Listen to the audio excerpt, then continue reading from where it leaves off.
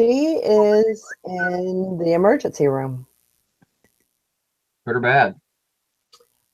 She had a urinary tract infection, I guess, and so she just found out what it was. So she wasn't doing very good yesterday, and of course she put it off until the next day. She said, if I feel any worse, I'll go in tomorrow after work. Well, It's okay, not going to get any better unless you take something. So right. So, but she's doing okay. Hopefully they'll put her on some good antibiotics and give her a day or two, she'll be fine. get that taken care of. So Let's get it with nothing extreme. Your dogs are going nuts. my dogs. Good morning, everyone. Morning. Morning. Hope everybody is doing good. How are you doing, Eric? Oh, I'm getting by. Good. I'm sorry. I Me appreciate too. it. He was my pal. I was Yeah. going to message you on Facebook yesterday, but then I realized you're not my friend on Facebook. So Well, that's a problem. I just been just popping in just so I don't get so buried on stuff that I won't be able to figure out what I looked at or what I did look at. But I really haven't done anything at Facebook. I kind of reconcentrated everything, and I've actually been working around the house with my daughter all last few days, getting things done that needed to be done. And yeah, keeping yourself busy. yep, That's good. kind of threw out a lot of stuff and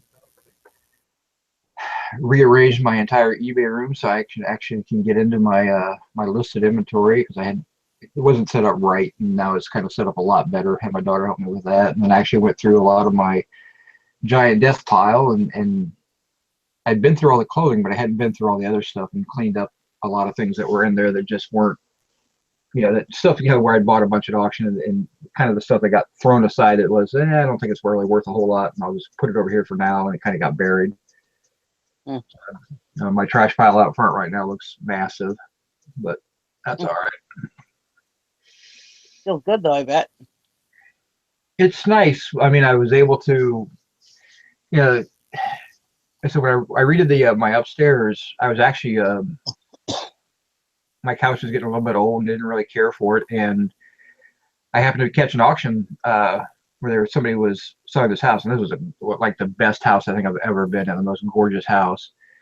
And I picked up a beautiful leather couch for $25. I mean, just absolutely gorgeous. And so went and picked that up last night. So we kind of redid my entire living room and rearranged it. And nice. Hopefully, works out better. I used to keep my front window blocked because the dogs would go nuts, and I'm trying out my little boy on whether or not he can constrain himself enough. When I had both of them, they would ratchet each other up to the point where they get insane. I mean, everybody's heard them. But hoping the little one doesn't get too crazy. Although he was a little nuts this morning because there was a rabbit out in the front yard, so I can't really blame him for that one. But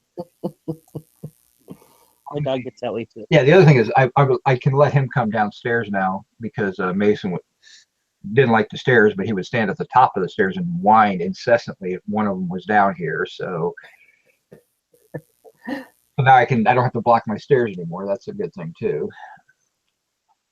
But, and you understand everything, and I feel bad for you and stuff and whatever, but how's your son doing? I was really concerned about your son. Yeah. Totally cool. My son handles things like this in a different method. I mean, it'll hit him probably take a month or two before he really realizes it. Because in his mind, Mason was always my dog and not really his dog. So, and he identifies with the cat more than anything. The cat is his. So he was cool. But now he's trying to convince me to get another pet. And he has decided that after enough research, I should get a fox. Fox? And if I can't get a fox, then he wants a pig. Oh. And I'm like, I ain't getting no pig. Well, a pig would be safer, but not that I have any problems with pigs. I mean, I think they can make amazing pets, just not in my house. And and he wants a fennec fox, which they are. I think they are out of Africa, the Saharan Desert or something like that. So he has a very specific fox he wants, and people do get them for pets, but there's no way that Yeah. my dog would allow a fox in this house, and I think the cat would probably have some issues with it as well. So we're going to continue to deal with that because have you thought about it? Have you researched more on the foxes? And I'm like, nah, not getting the fox, but He's making his case, huh? oh yeah, he's very very convincing about it. I mean, he loves foxes. He has watched probably 1,000 YouTubes on them. He's done Wikipedia research on. He loves them. Uh-huh. I understand it, but I'm not going to do it. I don't blame you.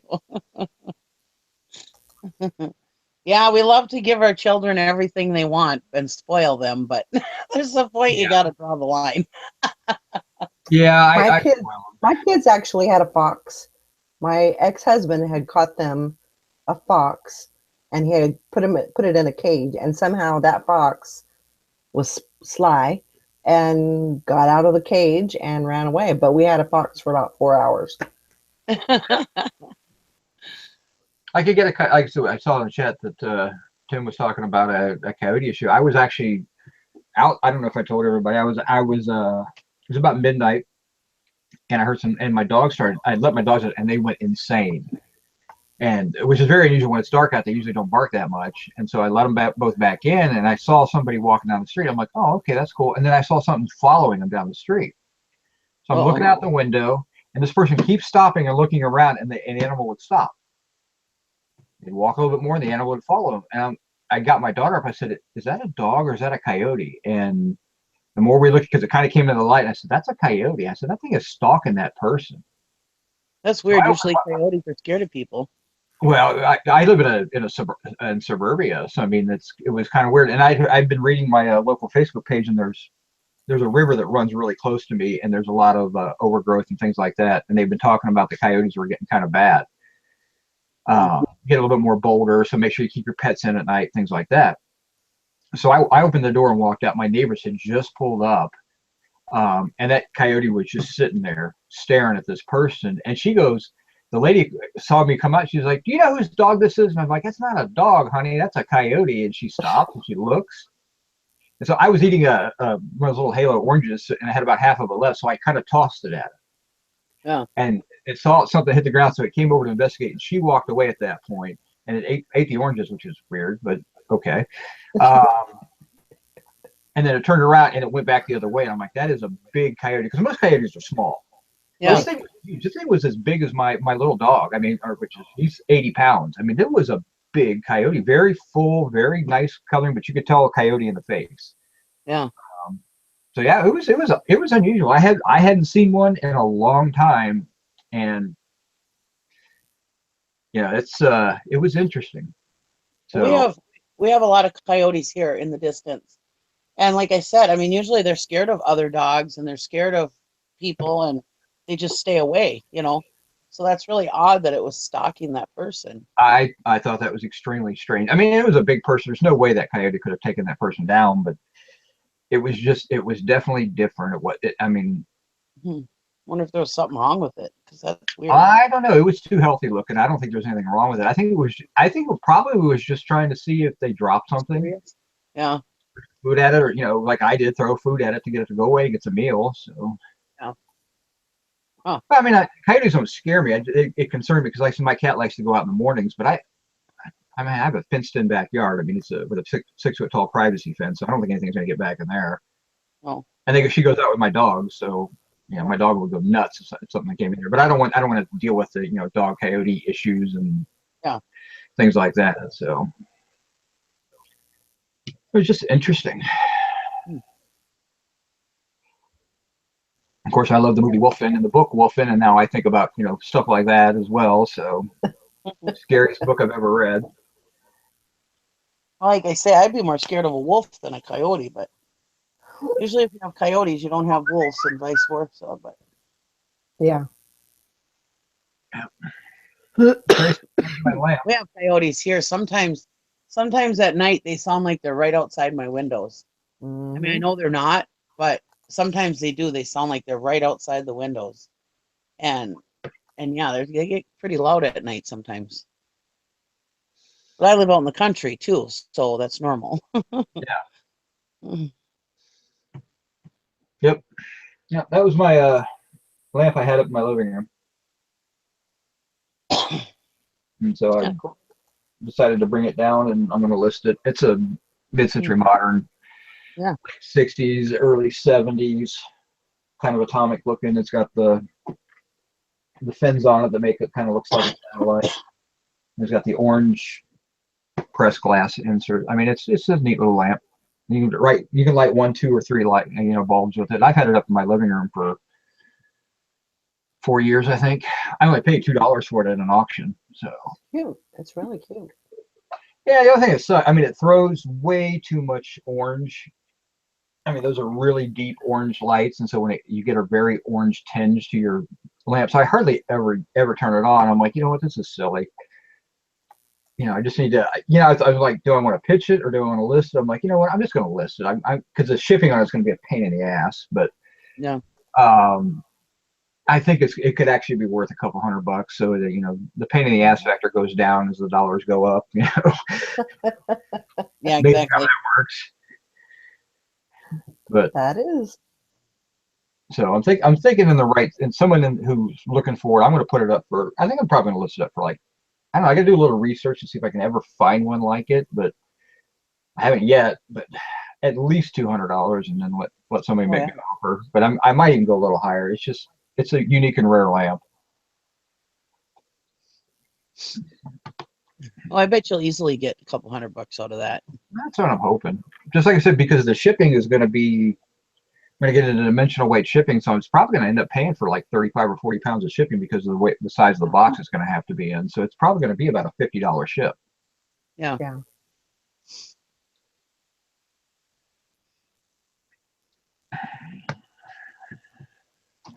What else has everybody been into? Anything good lately? I'm going to have out of touch. So I Well, listed I we Etsy didn't have. yesterday. I made a sale. Yeah, I heard. I seen that post. you made a sale on Oh, Etsy. Yeah, I Wow, listed like four things during our hangout yesterday, and I sold one. very good. that's cool.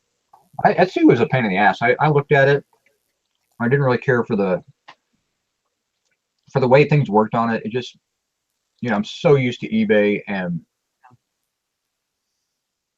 I Seems just to take a lot. Takes a lot longer to list on Etsy, I think. it does, and it's a clunky website. I mean, I just don't care for it. Yeah. I'm not saying eBay's the end all the be all, but for some things, Etsy is you get a lot more value, and I get that. So, but I don't really sell that type of stuff. So,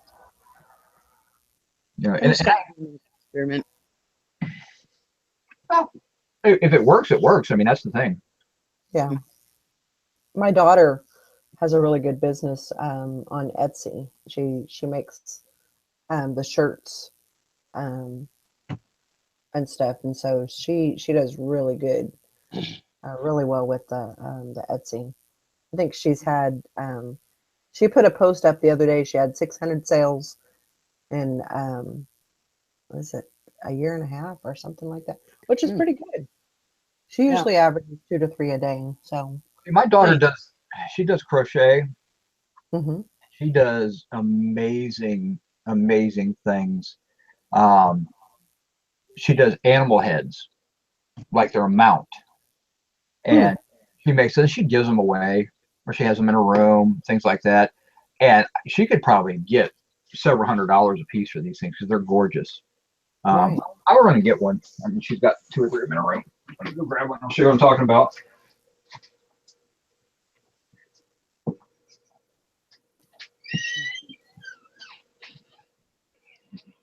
I just figured since I'm kind of doing not too much on eBay right now, I thought, well, now would be a good time to experiment.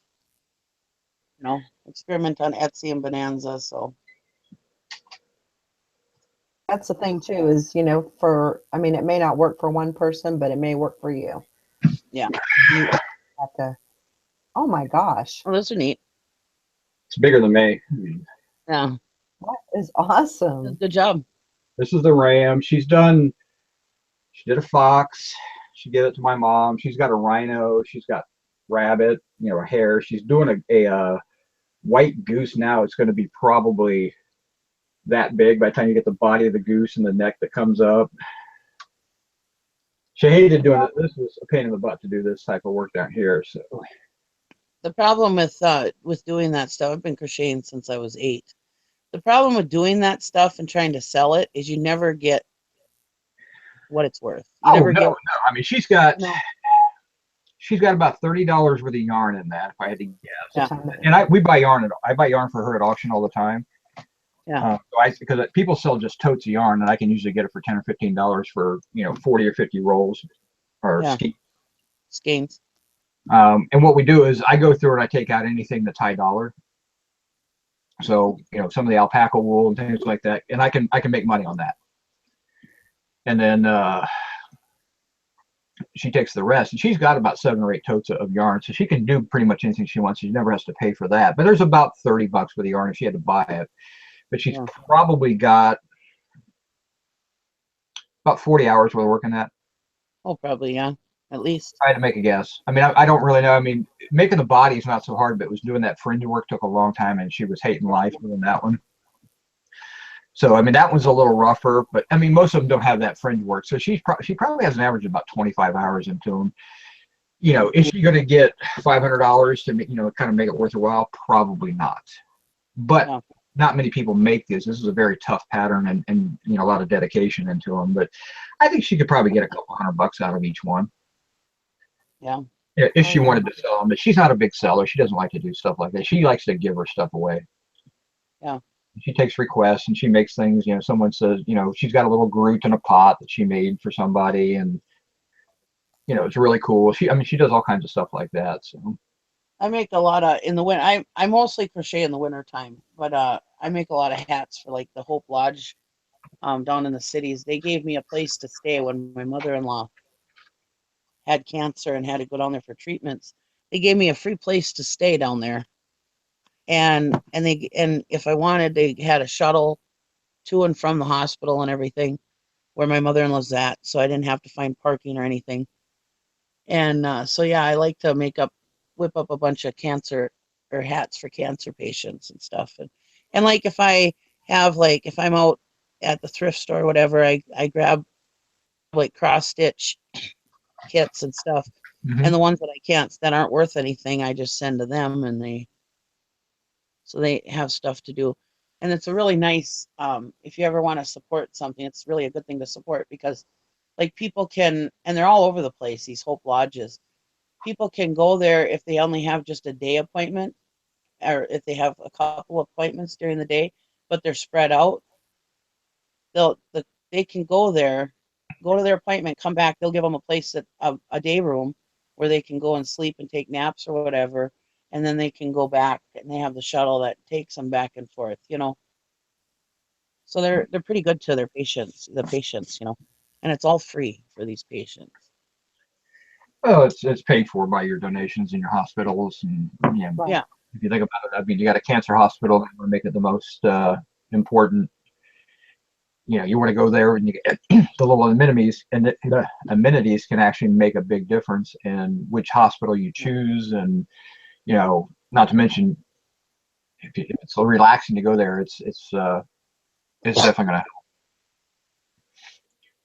well, they have, and this they have full laundry facilities, they have full kitchen facilities, they have everything there, all the amenities. They're so good to the patients, and like I said, the patient doesn't have to pay a thing, for it.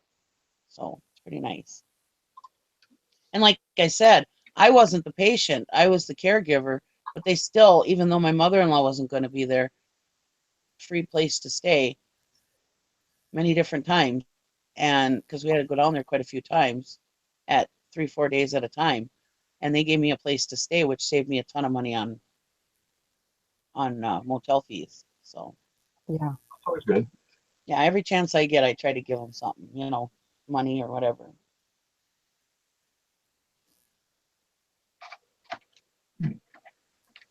Anyways, Sorry, had to jump out and check an auction to see what was going on tonight.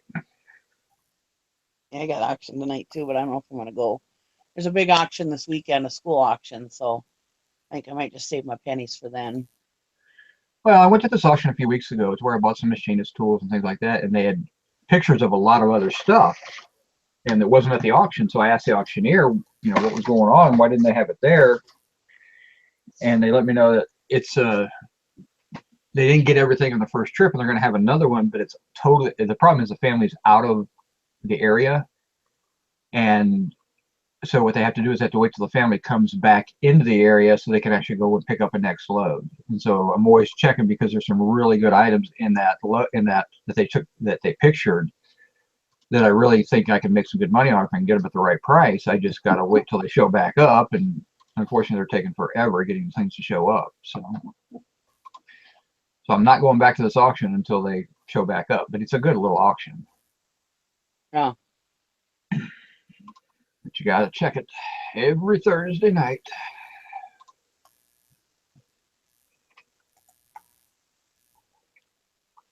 I got a bunch more work to do around my house and get that stuff done. So if they didn't have it, I'd just stay at home. Yeah. I get to go out today. Kind of excited about that. Where are you gonna go? I have a eye appointment, and it's like in St. Joseph, which is about 50 miles away. Oh. So I'm gonna go over there and do the appointment, and then probably go to Goodwill. I mean, they have lots of places that I can go. So I'll probably go to Goodwill. There's another place. It's like I guess it's like a secondhand store. But I've never been there. I've just heard about it. So I'm gonna go see what that's all about. So I've got some running around to do, and then there's a church sale that I'm gonna go to. So Church sales are the best. I know. I'm gonna be busy. Oh, that's good. Around here though, some of the church sales aren't as good as they used to be. They've really started raising their prices and asking for astronomical prices on some of their stuff. Yeah. But I'm actually okay with that because you can negotiate a little bit. And the other thing is, it's really nice is you get a lot better quality stuff at church rummage sales for the most part, because people who are donating don't want to donate crap to the church.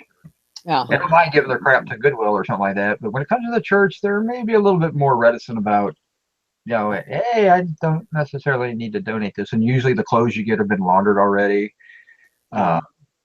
Yeah, so there's some advantages to, to buy it from a church. So even if you have to pay a little bit higher price. Yeah. So I think the quality is usually there. I have this one church sale that they have every year, and usually a lot of their stuff is really high priced. I mean, not high priced if I was to go buy it for myself, but really high priced to resell.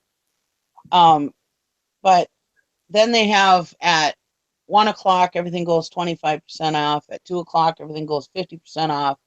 At 3 o'clock, everything goes 75% off. Mm-hmm. So I usually go in the morning, get everything I want to get, that's priced reasonably.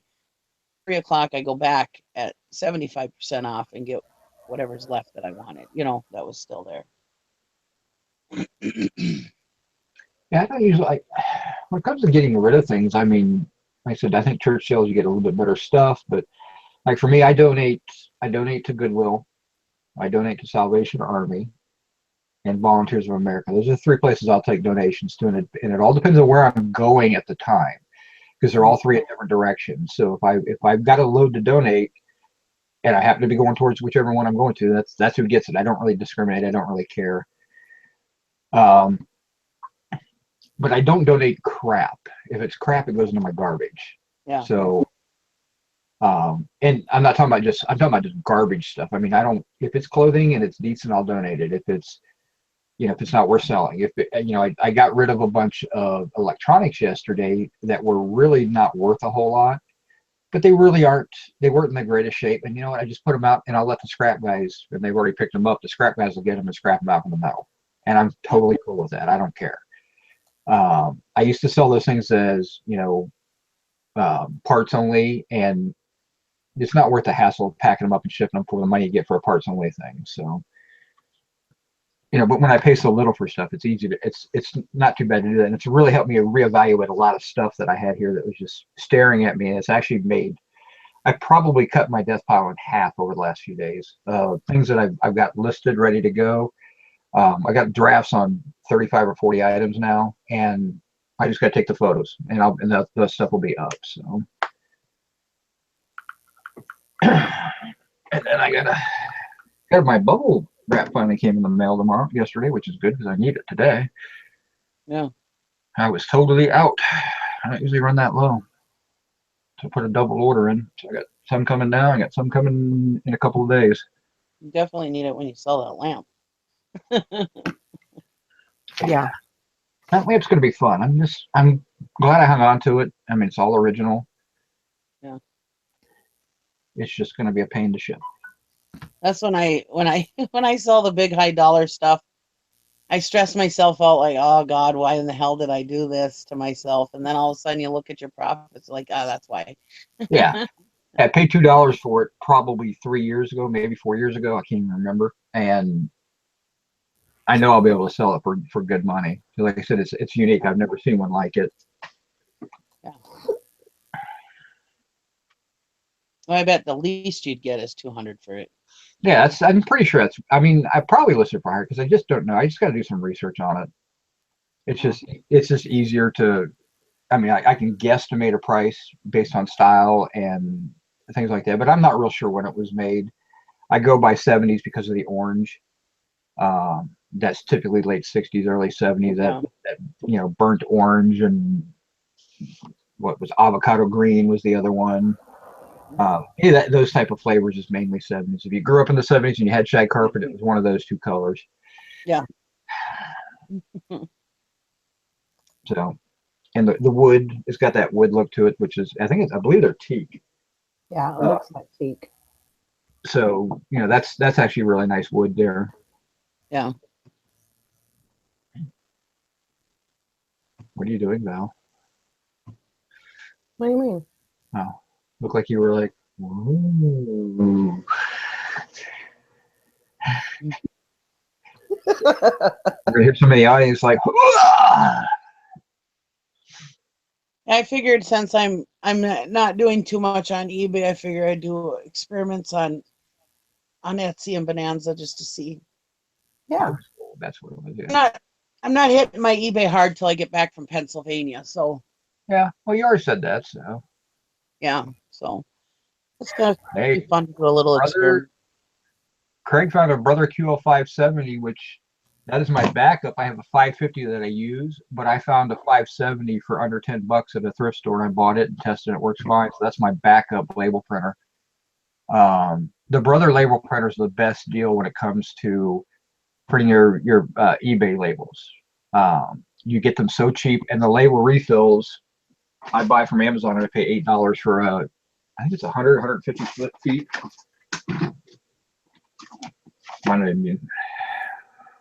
I can't remember what it is. That's the box they come in, but they're continuous labels, so you can, the labels I print out are 7-inch labels. But yeah, it's a nice little. And then I use a laser printer for my packing slips. But that's when you could use an inkjet. Okay, if you have a different printer for your labels.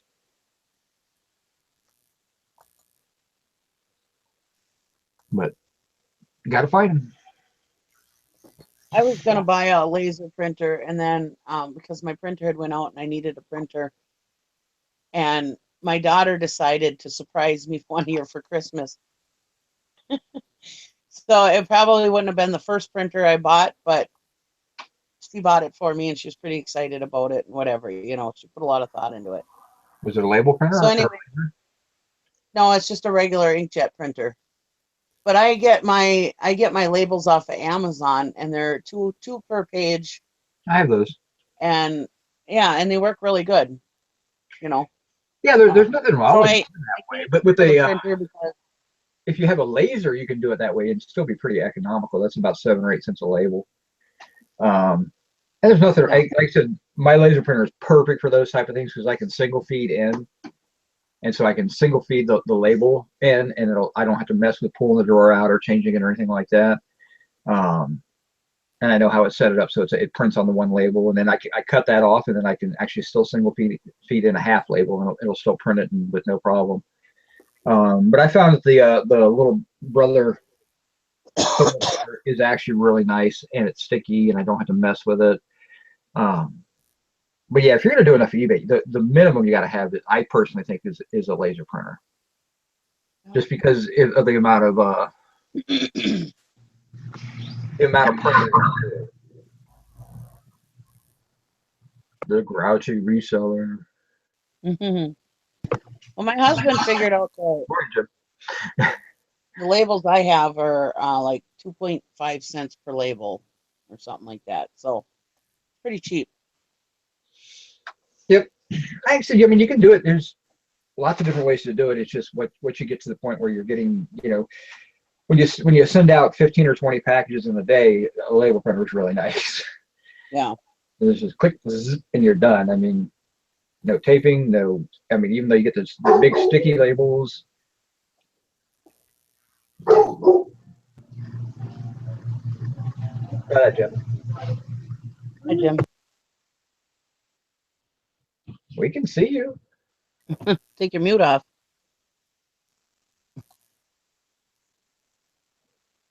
It looks like you might be frozen right now, or just not moving. I can't tell. Who's that? Who? Jim. Me?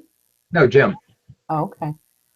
Yeah, it looks like It looks like he's frozen. There it goes. I was Oh. waiting There for he the is. microphone. I was waiting for the headset to sync up. So Ah, okay. I wonder why we're picking up all these noises and everything. yeah, my computer sucks. Jim, in your thrift store travels, you need to find a good, decent desktop computer. Yeah, I don't come across them much here. I'm just gonna wait till we move. It's just a few more weeks. Yeah.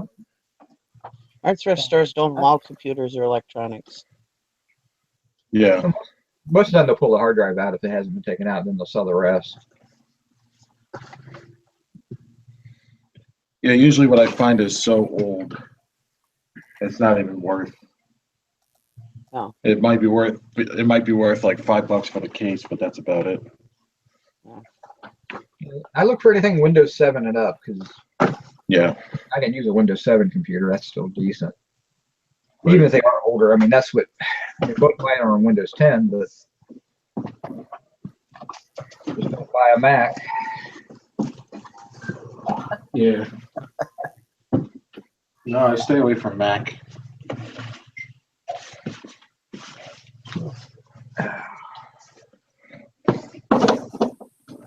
People are making fun of my Princess Leia headphones. I should stick like a cinnamon bun on each side. That would be awesome, yeah.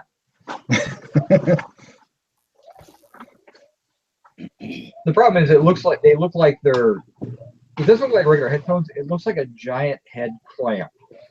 It feels like a giant head clamp. These things oh hurt. God, the brains are leaking out of the ears. There you go, you're good. Yeah, it feels like a head clamp, but they work too good to give up on. So I think I'll just develop like ear Your calluses and yeah. Jim, you've got cauliflower ear. You were a boxer? No, I just wear a lot of headphones. Oh, do you produce music? No, it's for YouTube. I actually had a pair of those Beats that my stepson found, and they worked great. They worked too great. It hurt my ears to listen to the music in them. It was too clean. I mean, turning it up a little bit, it was too loud. Yeah. Yeah, and I'm half deaf. I mean, I was just amazed at how I mean, they work fantastic. I would definitely recommend them for somebody who's really into stuff. My goodness, they were loud. And Yeah. I sold them. I mean, I didn't have anything into them. I got like, these were the original first version, so I got like $60 out of them. Yeah, we bought a pair for my son off of Facebook Marketplace for $20. So I was like, that's just too good of a price to pass up on them. It is. You like them? He does, yeah. It must have been hot. Huh? I use a Zune, so I can't Bluetooth, so I have to have a cord with any type of headphones I wear. So. Right. No, they weren't hot. They were the band that goes across the top of your head was broken, so he had to duct tape them back on. No, that's all But you right. can pick them up for like $8 off of eBay and just pop it in. So. Oh,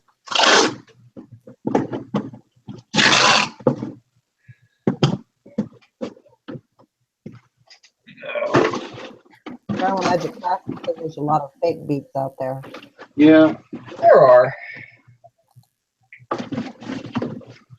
but even $20 for fakes, they're fake, but they're still, the quality is still good, you know. Yeah, And if you're gonna just use them for yourself, right. Yeah, I mean, that's what I don't normally sell, highly counterfeited items, purses, things like that. But these had the original box, I mean, it was all original. I mean, they were probably 3 years old. They're still amazing quality, and they had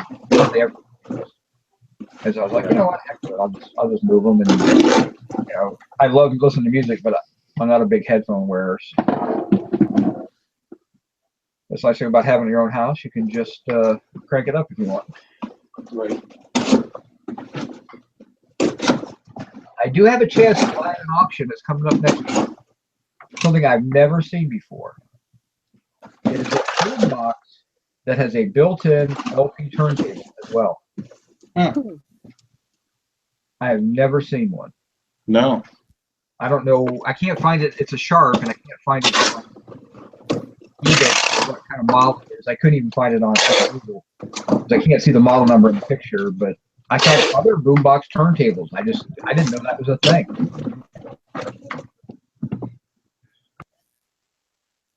So it's a really good auction, and I'm trying not to buy anything, but there's a few pieces I want for myself, as well as some really good high quality stuff.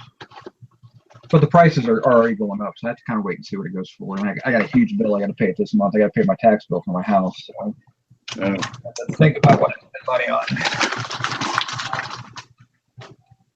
I basically spent that $1,000 this week already on my puppy.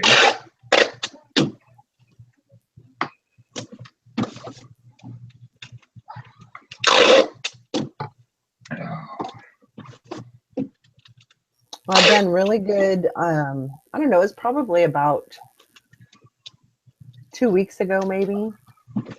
I went to a thrift store and I found a Burberry tie, and then 4 or 5 Giorgio Armani ties. Nice. And I paid 75 cents for each for them. That Burberry tie should be over 40. It should be between 40 and 50. I sold it for 45. Ah, there you go. The Burberry I sold for 45, and then the Giorgio Armani, they're going actually for about 15, anywhere from $15 to $20. And they're a little bit more used. So I don't think I can get, any more than that. The problem is there's a lot of good tide names out there that are so obscure that you barely have to look them up. If you see something you just don't see every day, I mean, you can make a living on Tabasco ties. But find some of those Armani and Burberrys and things like that. There's a couple different brands. I found one brand names to see if I've ever seen it. And I ended up donating 100 ties because they just are. I was buying them in big lots. They're just not listing, even if they're you get $7 for them. They might make $4 or $5, but they're paying. They're an easy list. You roll them up, take a few photos, and you're done. But I just, I do know that there's some really good quality ones. I just don't look for them. Yeah. I have quite a few. The main thing that I look for is the content manner. You know, on the side is things that are funny or cartoons or just I really tried the anything. I monthly mean, size, and I didn't find much have much success with them. Even though I know a lot of people like to wear them, I like to sell the really nice business ties. The I think Trump has some ties, or mhm. it wasn't the guy Regis Philbin had a tie line at one point. Um, so I mean, there's some good ties out there. It's just you got to find the right brands and kind of roll with them. Once you get them, you're done. Yeah. Uh, Stephen asked, "What's the best method to use 35 millimeter slides? What's wrong with them? If it's got crap on them, then really just probably some warm water. The only thing I would recommend, and then dry them, let them dry. If it's dusty, I think you really want to have like a really light. There's brushes they make that are very specific for cleaning negatives and stuff like that. Hmm. You can use that there if it's really bad. Canned air You have to be careful with canned air. is really good too. So I mean, you want to brush them off with use the canned air first to see what you can get off because nothing's touching it but air, and then kind of look at it and see what you have. Um, I but if don't you clean them myself.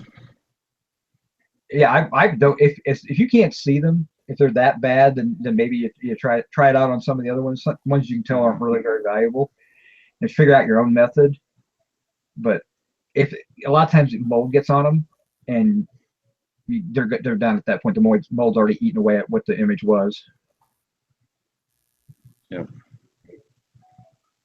Yeah, I just say right in my listing, like on unrestored, so they know that they're not getting a perfectly clean slide, but I'm too afraid to mess it up because you could really, you Yeah, could kill the value.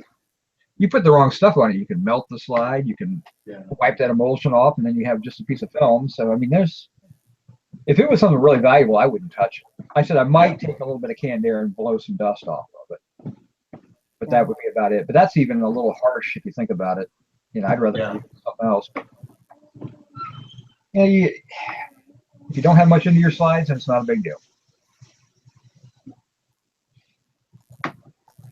Yeah, I think probably that's.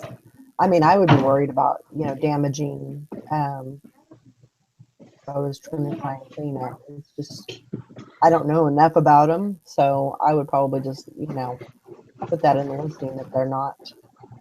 They haven't been cleaned. Yeah. Um, And you're really not listing them for that much less when you're not restoring them. No.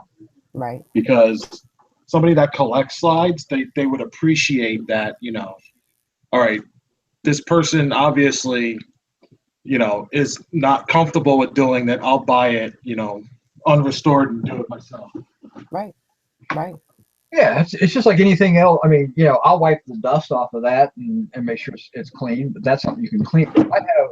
I got a couple of antique surface gauges. They're sitting right here, so I can grab one.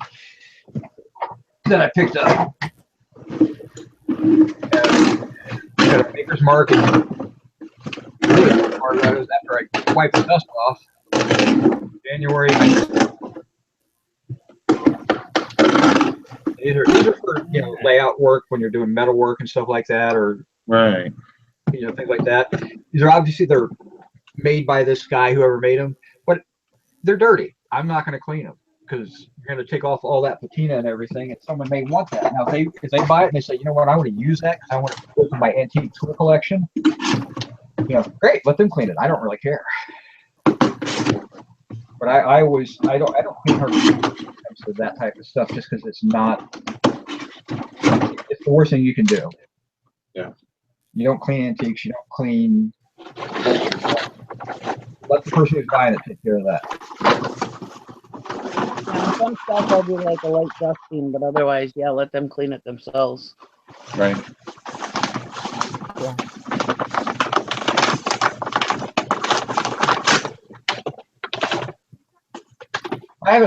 I honestly haven't looked at anything on the lamp. I brought it home. It was so cool. I just decided to keep it.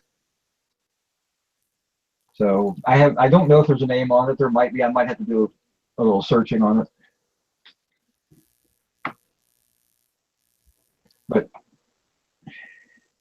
It's a very cool lamp. That's why I bought it, and I couldn't believe I got it for as cheap as I did. It's really cute.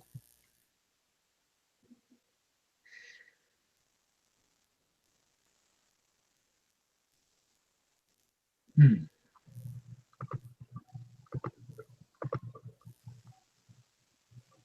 And this site is being really glitchy today. That's typical. Can you see me? Yeah, we can still see it. Okay. Okay, that's good. Yeah, I see It nothing just keeps wrong. on freezing.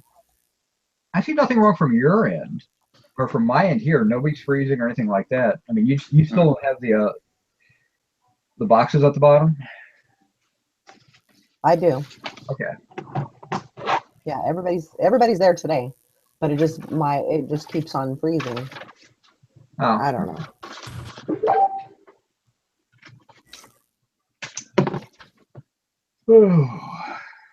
I just cut myself with the cardboard, and it's like in the middle of my finger. Oh, that is the worst place to cut your. And Yeah, cardboard cuts hurt the worst too. Yeah.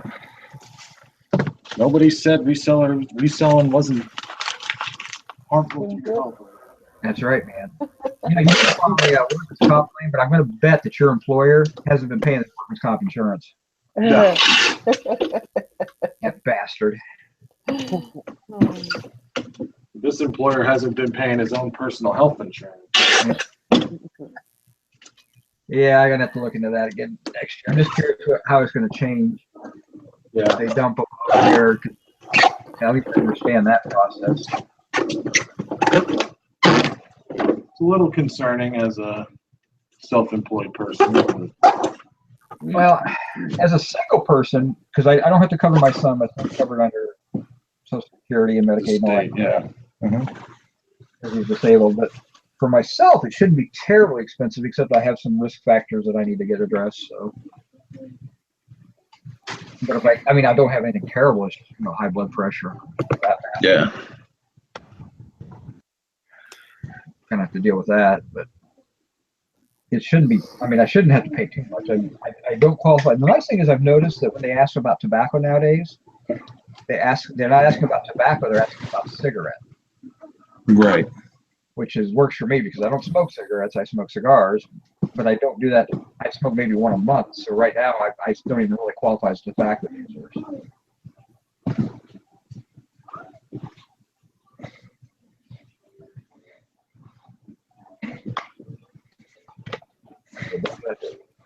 Under Obamacare, for myself, I would pay like $90 a month. Yeah. So if I can get that same rate, I'll be okay with that because I get better insurance for one thing. But if they go to the new one and they haven't figured out pricing or anything on that, to kind of do that soon. Although I can pay cash everywhere I go, I don't really care about that. Yeah. Because my scripts, I talked to my daughter, I could get I'd have to script shop between all my scripts. I could probably get everything I take and then take 5 separate prescriptions every day. It would cost me about $30 a month for those 5 because they're all very generic, very well known. I think 3 or 4 of them are on the Walmart plan. So I mean, I wouldn't be too careful. My doctor's appointment would probably cost me in the neighborhood of $50 a visit. So once every 6 months, $50. It's the lab work that gets expensive. Yep.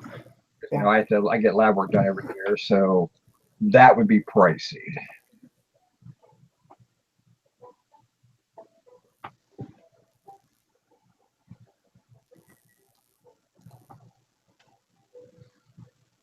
Yeah, we're just waiting until we move to hook back into an insurance plan.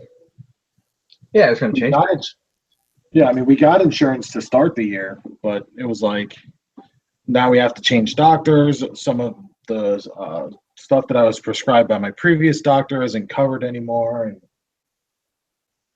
so it's like, why do we even? I don't want to start all over for 4 months of care. Yeah. I might as well just wait the 4 months, switch my insurance, and start over when I'm in a more permanent situation. I mean, you're going to be in a whole new area. You don't even have doctors picked out. Right. You're going to need to do a lot of this stuff when you re-enroll your kids because they're going to have to make sure they're up to date on shots for their age, because they have different rules about what age kids get shots now. Yeah. But yeah, like I said, Grandma Magic. Good. Yeah, you go ahead. I was going to read somebody, so you want to make your point, and then we'll read. Oh, I just going to say, when you go to a different state, too, because the insurances are run by state. They don't cross. Right. One of the reasons why you don't have any competition for insurance companies is there's laws that don't allow them to sell across state lines. Right. So it goes that way. Yep. Yeah, and that's why we're waiting, because everything's going to change, so might as well just, if we're going to have to, start all over, wait till we move, get the insurance, pick out the doctors, and do the whole nine. Then what I wanted to read was Grandma's Magic's Classic said, I need to remember to take best offer off things that are under $10 that I have free shipping on. Offers for $2. Shaking my head. Yeah. You know what? I leave best offer on because anytime somebody makes an offer, it makes your item more desirable and bumps you up in the search engines. Yeah. You don't have to take the $2 offer. You just cut. I usually when I have something that cheap, like a $9.99 item, somebody hits me with a best offer, $3 or $4, I just reply, thanks for the offer. And I usually will take like 50 cents or $1 off. I said, this is really the best that I can do, because shipping is included in this as well. Right. And probably 90% of the time they come right back and buy it. Yeah. I've got an under $10 category in my store, so that if I run a sale, I can run a sale in that category, which I always do, for 5% off or something really small, 7% off. And I still have best offer on some of those. Some of the ones that are going to cost, $5-6 to ship, I don't have best offer on those because I virtually have nothing. And, I'm just looking to make my money back on the item. I've had it so long. Yeah, I took an offer of one of these hard drives for $10. And the only reason I took it is I'm just curious what kind of cost it's going to be to sell it, because I have nothing into it, so it doesn't really matter, And I know there I can show it at a flat rate, so my shipping cost was $6.30. So, but I just kind of did it to see, can I make money at $10 with them, to where I'm comfortable, or do I need to make sure that I keep them right around $12 or $13? Right. To know kind of where my wiggle room is at on those. And this guy bugged me for a couple days about it, and I'm like, you know what? I'll just take the $10 offer. Not a big deal. Yeah. So yeah, it was for smaller items. I don't usually discriminate because I'm never going to lose money on an item, but I might break even on a few. Because if I sale or something like that, I'll break even, and I don't mind that. And I actually just did that. Something I sold for, I don't know, no $9 item, and it turned out to be freaking 2-pound ship. But it was close, so it was only like $6.40 to ship it. So, but by the time you take out fees and everything, I didn't really make a dime on it. Yeah. But again, it moved an item, kept me alive, An additional sale for the day. Sometimes that's what you're looking for. I had 5 sales yesterday, so they're all good sales.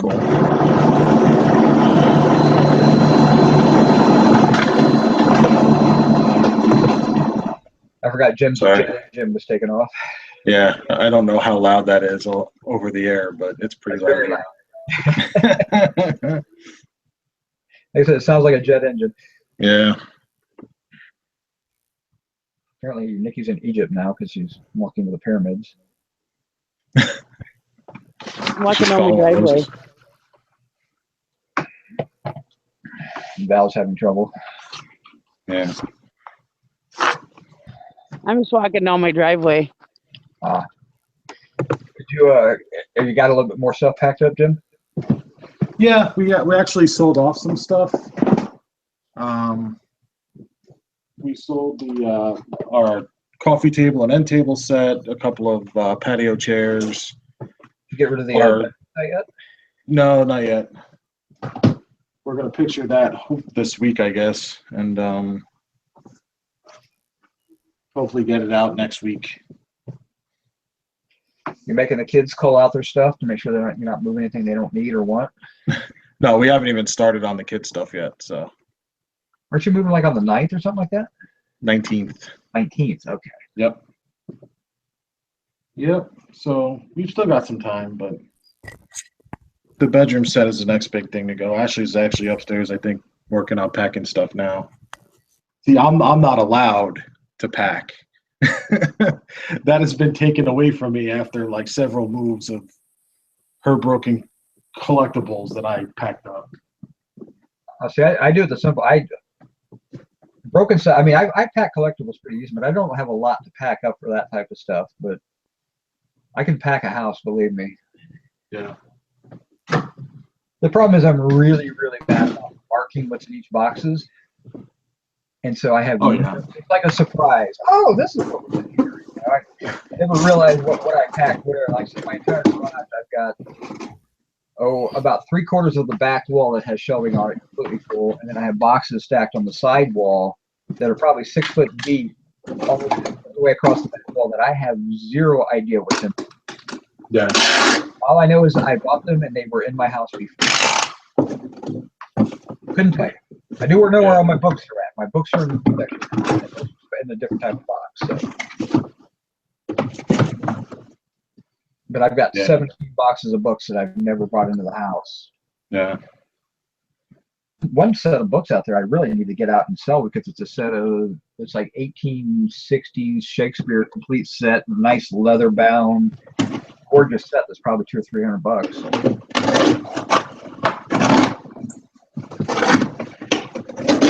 Yeah, whenever I mark boxes, it's like kitchen crap or like your dolphin shit or just. Yeah. Well, I mean, a long time ago, I read a guy who talked about moving and packing and how to do it so that you're comfortable with it. And it was really cool. It was get into a room and figure out what's the natural orientation of the room. You know, like if you're in a living room, sitting on your couch might be your natural orientation. Set your boxes in the middle of the room. You attack it wall by wall. And all you do is you put front wall, living room. And then everything goes in there. It was on the front wall. You may have 4 or 5 boxes. Then you have left wall, right wall, and back wall.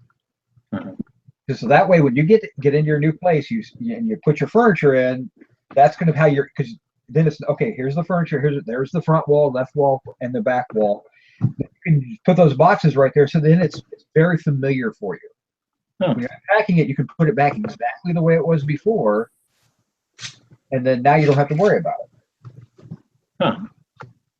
So I mean, it's a good way to do it. It's just a matter of, you know, you got to be disciplined, and that's the one thing I'm not disciplined. I'm more just like check, seal it, move it on. You know? Right. Jet engine once more. I would probably do better now. The more I eBay, the more I think about packing and how I'm doing stuff. So I would probably do a lot better now. Yeah. I think I would too, but I was always the guy that walks into the closet with 4 garbage bags, comes out with 4 full garbage bags, just shove it in there and throw it in the attic portion of the truck. Right. Just the easiest way to do it.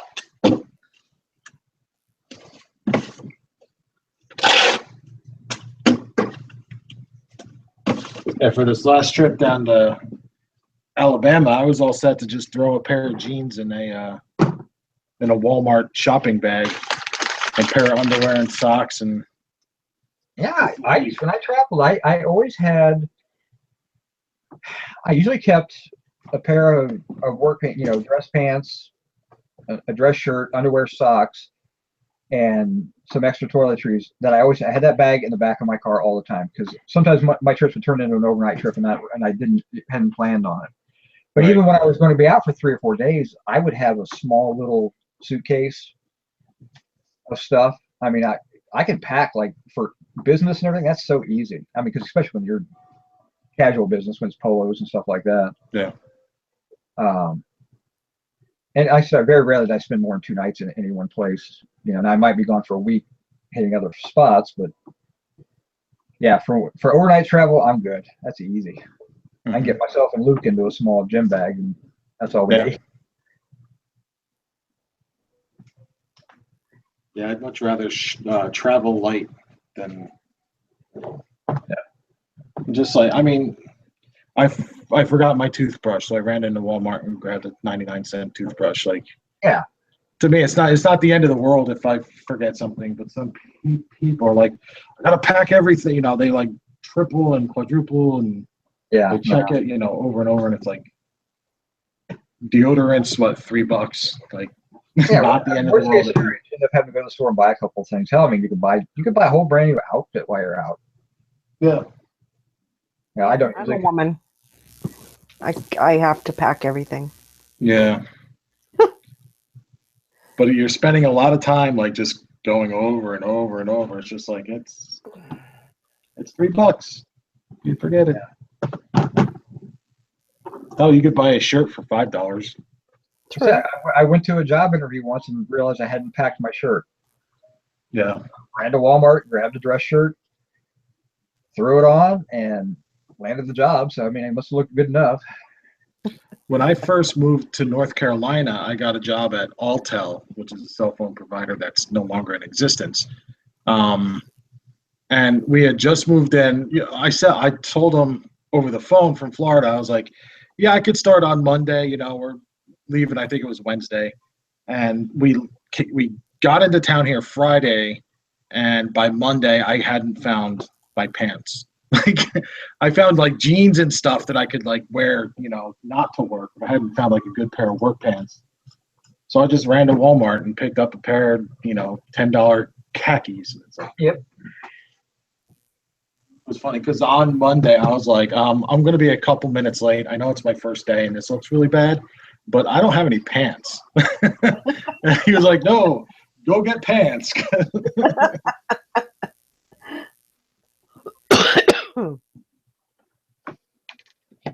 Yep. You got to do what you got to do. I mean, that's the key thing is packing up is not terrible.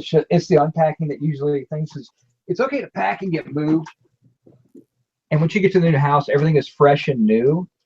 And it's almost like you don't want to sully it with your old nasty things you're used to seeing. It's like, I can't just like throw this out. Right. Oh, that's what I have a buddy. That's how he would move, and he would mark all his boxes, things that he knew he needed to have.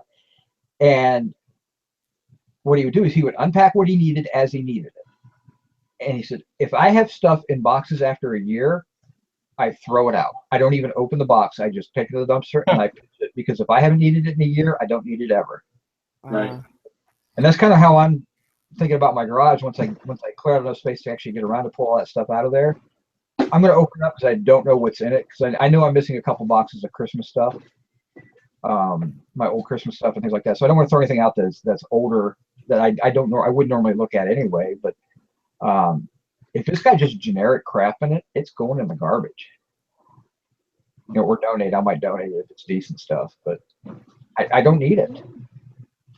If I haven't used it, I'm not going to need it. And I definitely don't have space in my house for it, because my house is tight. Unlike Jim, who buys the mansion, and all that. So. Please. Yeah, the house I was in yesterday was an amazing house. Actually, you pull up, and it's very small for when you pull up. But they had this big brick wall in front, and it was actually hiding all their garages. It was a 3-car garage. Right. And then they had a 4th garage door that you would drive your car in and drive down, and you're in the basement. They had a garage in the basement.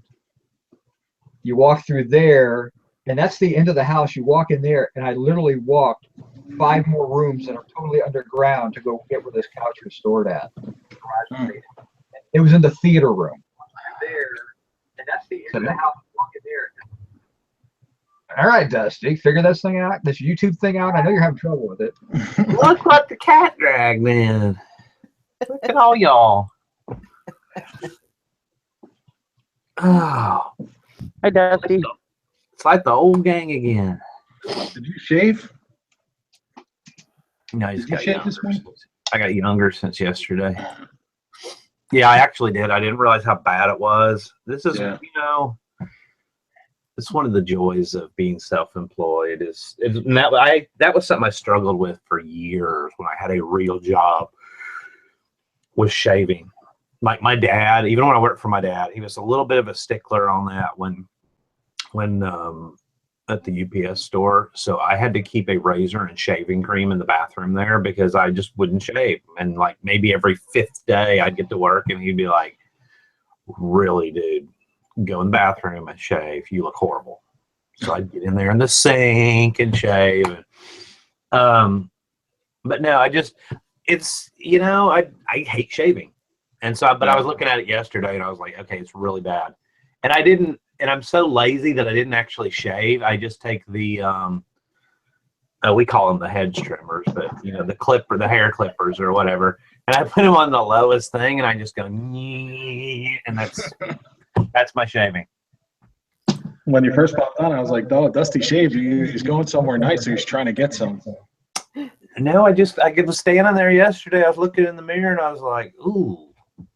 Because it gets to a point, though, where it gets all like, what drives me nuts more than anything is when my mustache comes down over my top lip and it itches my top lip. What gets me to shave is when this blends into this. Like, then it just looks stupid. Yeah, you got to accentuate that soul patch. You can't let that Right. Otherwise, you lose it.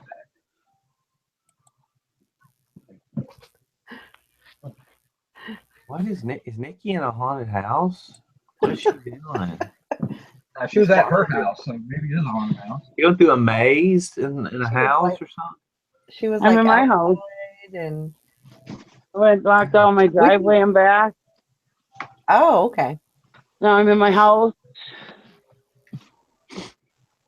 Oh. You have to walk upstairs and go around corners when you get in my house to get to my front room.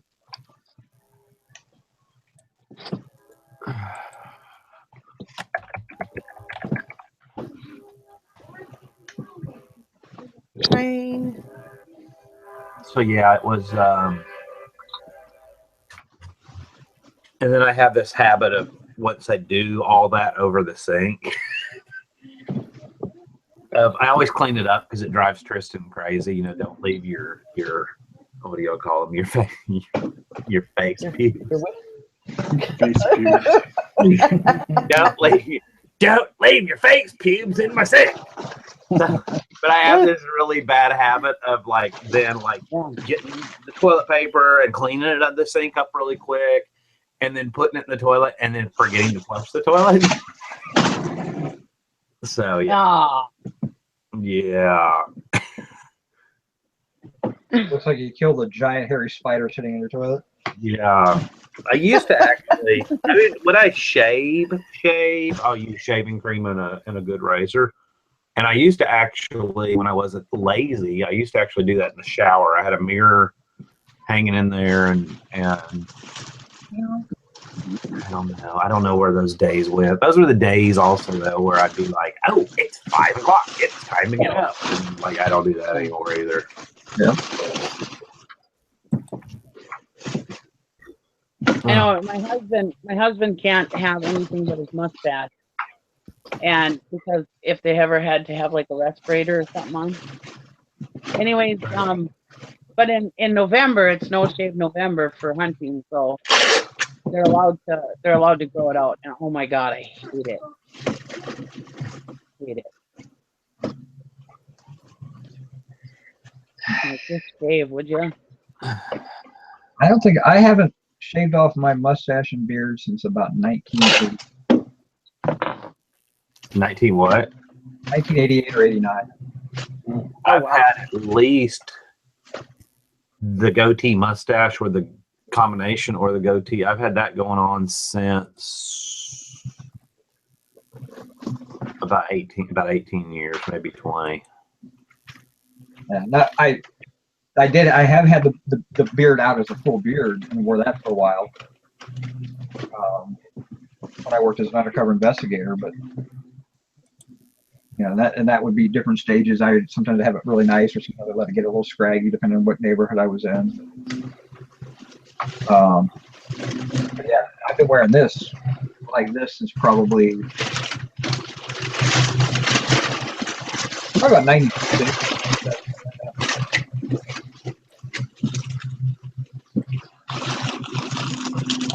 I think it's been. I think it's been. Good God, man. Sorry, I'm noisy. I think it's been about since Kristen and I were together, ish. It's funny because my son keeps walking up, he's looking in the mirror, he's going, "I'm getting a mustache, I'm going to grow a beard," and I'm like, "You're going to learn to shave."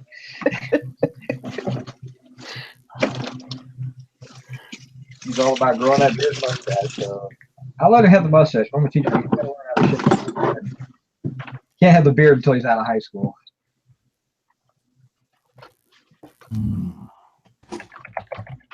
Yeah, I've only shaved my mustache probably 4 times in my entire life. I'm just lazy, man. Like I remember, yeah, it's so fun to shave, like when you're 15, 16 or whatever. And it was like, okay, this getting up every morning, having to do this crap.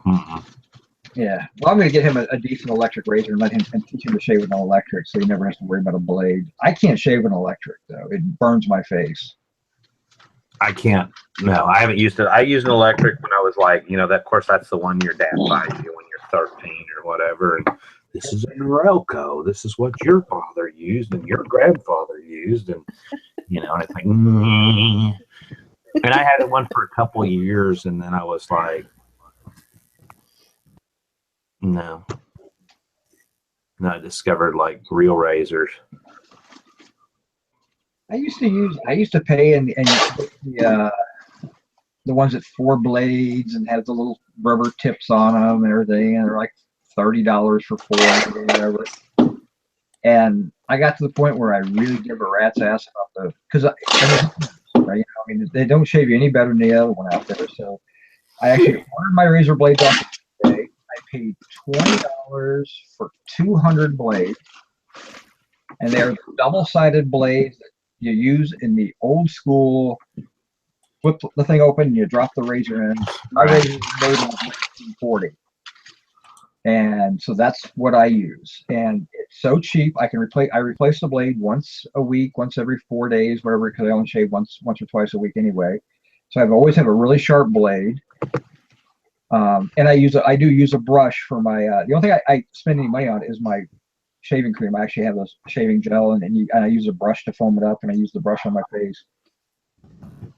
And it's called wet shaving. If there's actually YouTube videos and there's websites dedicated to it, to what they call wet shaving, and it's a much better shave. I don't mind doing that because it's more of a process at that point, as opposed to just walking in there half asleep and trying to shave. When I worked every day, that sucked. I use whatever girly stuff, because girly stuff is the best. I mean, it's good enough for legs. It's good enough for my face. So I use whatever we have laying around, which is like the shaving cream gel with aloe or whatever. Then he ends up smelling like raspberry rain all day. And I am picky on blades, though. It's got to be at least a Quattro or a whatever, however many blades they're up to now. It's got to have at least 34 or 5 blades. Go old school, you get a better shave. My skin I'll end up really red and bumpy, and it doesn't matter. I have really sensitive skin, so. That's why it's better, because right now you're scraping 4 blades across the thing, whereas then if you do it that way, you're only using 1 blade on your face. And it's a matter, like anything else, whenever you change a blade or change a style or something, you got to train your face to realize it. But the good thing is you don't force it with these. I mean, the weight of, because those razors weigh a little bit, and the weight of the head of the razor on your skin is what cuts the whiskers. So it's much better. Train my face to do anything when I only shave like once every 3 weeks. Tim Gerhard said, "Nair on your face, that has to burn." I actually naired my hands once. I don't know Oh if the my- camera's gonna pick it up, but my hands are really hairy. So I was sitting in Ashley's bedroom in her parents' house. She had a bottle of Nair. I'm like, let's Nair this shit off. And it's ridiculous how like I did like an exact line right there. So like all of this was pink and hairless, and then all of this was like disgusting hairy ape. So I will never Nair again. I nared my head once. Did you? Yeah. Oh my gosh. And it actually Head? Yeah, because I was shaving. I was like I didn't want to shave my head, but I wanted because I actually had I mean I had about the same amount of hair, but I'm like, can I nair it? And I bought some stuff that's specially made for heads, and had that stuff on there. And yeah, the burn gets you after a little bit. And you're like, why is my head on fire? Yeah. It's weird. And my wife was helping me at the time, and then we wiped it off, and it was really nice and smooth, and I liked it. And I'm like, you know what? I can, because now I know where all the bumps are and everything. I could shave it, and so I used to shave my head, and now I don't even do that. I use the low setting on my on hair clippers. I actually use the no guard lowest setting on the hair clippers, and that's how I do my hair. But I do my hair maybe once a month, just whenever it gets puffy out here, because that's where most of my hair is. I have the ring going, so whenever the ring gets puffy is when I get it off. So yeah. But yeah, I do so little about that personal care thing. I really don't care. Yeah. Probably about 15 years ago, before Nair came out with the underarm formula, I naired my underarms, and I couldn't lower my arms for about a week. They burnt so bad. I had big welts on my armpits, and I couldn't. Yeah, I had to hold my arms up for like a week. It hurt so bad. The pain of Nair is nothing compared to like icy hot on privates. Oh, That is the worst. That's unbearable until it finally goes away. But it's short lived, thank goodness. But, I made the mistake. I pulled a muscle in my leg. It was the one on top, and my mom says, "Here, put this on. This will make it feel better." And it was icy hot. First time I'd ever had it. And all I can remember is the contractions of the hot and the cold on a pulled muscle. I was rolling on the floor in that much pain. I was screaming. It hurt so bad. Wait till you get here, Jim, because Tristan has all the professional waxing stuff and all that. If you want her to, like, if you have like a little unibrow going on or whatever, she'll do all that for you, and you'll yell like dirty words. No, I actually shaved this once, and it's really not that bad, but I shaved it once in high school, and everybody laughed at me. I also, in high school, I was very concerned about how I looked for some. I was still fat as shit, but I still was concerned about how I looked. I shaved my sideburns. I tried to match them up, and I couldn't match them up, so I went all the way up, like basically to my part line, and it was just like a black strip on either side of my head. Which is why I developed a sense of humor, because I had to deflect a lot of, insults. Wow. And the nice thing is your parents are the kind of parents that sit back and said, "Yep, you did that. Well, have fun at school, son." Right. Not, let's get you to a Great Clips right away so we can fix it. It's all right. Well. Hey, Dusty, they got a great idea in the chat for you. Waxing you live on YouTube, you should get a lot of views, and then you can set up the super chat. So every time they want to see you get a strip ripped off, they could give you a super chat. Yeah. You could really make bank. There you go. I'm not a very hairy person, though. You'd probably have to spend all the money you make on skin grafts, but that's one of the reasons I've never shaved, on a really regular basis. A lot of people get 5 o'clock shadow or whatever. No, I get like 5-day shadow. I'm lucky if I have a shadow at the end of 5 days. And my dad's the same way. We just aren't a really hairy or dark hairy people. if I go more than 2 days on my face, it starts. I mean, it's obvious I need to shave. But I usually shave about on the 4th day or 5th day. Depends on how lazy I get. You know, it I said what really cues me in is when the hairs down the neck gets caught in my necklace and it yanks. I'm like, oh, I have to shave now. Okay.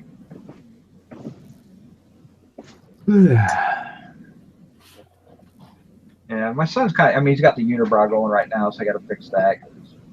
It's definitely one giant line. He is a hairy boy. I mean, he's got like wiry hair on his legs,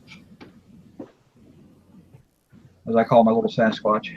I'll never forget the first time I let Tristan like wax my eyebrows or whatever. It was her and her uncle's ex-wife or whatever. So were they actually married? No. Oh, they lived together, so I think they were married. I don't know.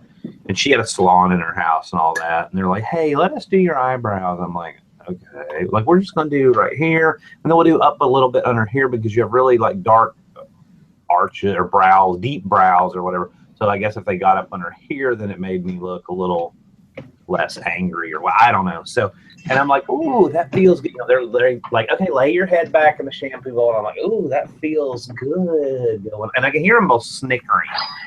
And I'm like, at that point, I should have known that something was wrong the way they were laughing. And then they ripped it all off at one time. And I yelled like a bunch of words. Yeah, I could never do waxing. No. Well, you know, she's done it. Tristan's done mine maybe 3 or 4 times maybe in my life, but it's that moment where she goes, but you look so cute. Don't you want to look cute for me? And I'm like, okay, whatever, do it. I was talking to my daughter because she uses that charcoal mask that you put on. Yeah. Why was it? Because I never seen that stuff before, but I'm on Facebook and they're showing this new mask thing, and then they rip it off and show how well it cleans everything.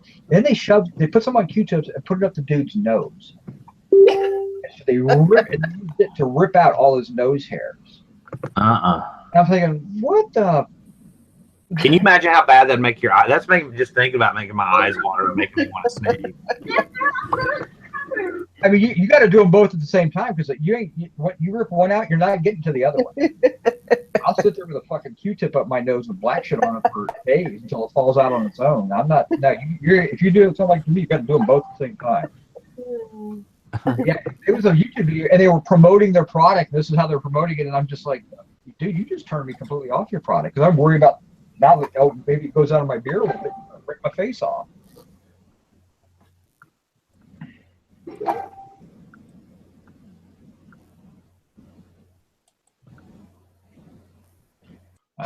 Yeah. Has anyone called eBay? I'm kind of hesitant on massages, because I think, who the hell? I wouldn't want to rub down a fat bastard like myself, so why would I subject anybody else to that? Just my thoughts on it. So, but I did find that my local Planet Fitness, for $20 a month, you get unlimited hydro massages. And I've never had one of those, but for $20 a month, it might be worthwhile just to go for damn massages, let alone working out. I've had one of those. It's called farting in a tub. Well, the hydro massage is that you lay on a table and it's got water jets that shoot up and massage whatever areas you want massaged. Yeah, Jim lets other people get in the tub and fart. Hydro, it's when you take a bunch of midgets and you lay them down in the tub underneath you.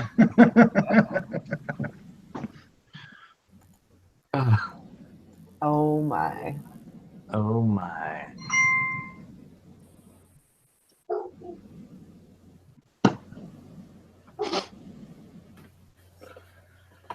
Jim, WTH is that behind you? Hmm? This is my wall? Yeah. That's my picture taking area / shipping area / working area and listing area. Yeah, sometimes dinner area.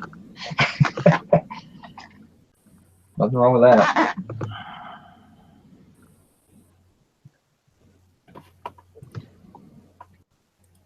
Oh, she meant Eric, not Jim.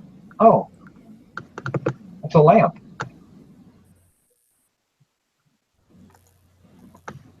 Yeah. Is that a true mid? I That's not true mid-century or anything, is it? Oh, yeah, it is. Is it really? Oh, yeah, it's vintage. When did you get that? I've had this for like 2 or 3 years. I bought it in an auction. Wow. Okay, I see it now. I thought it was Yeah. metal. Is it wood? Is those strips of wood going up? There are strips of teak. Dude, that's awesome. I paid $2. Are you just now getting around to listing it? It's been in my living room forever. I've been using it in my house. So, and before you got on here, I told him I completely redid my living room last night. I'm like, you know what? I don't really use it because the light it throws out is very orange because it's got really deep orange pressed glass shades there. And I'm like, you know what? I'm just gonna get rid of it. And I thought, you know what? Hell, I'll just get rid of it, throw it out. I said, but no. I said it's probably worth a couple $100, and it's going to be a real pain in the ass to ship. But for $200, I could. Damn. Mute.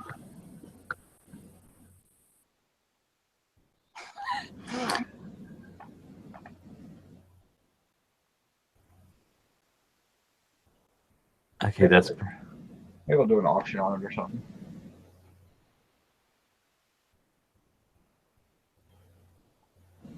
No, I don't have any rowboats. any rowboats. She thought it was rowboats or something. She couldn't Oh. tell.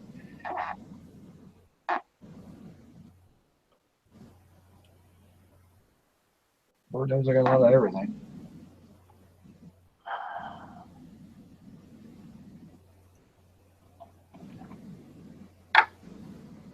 Oh man.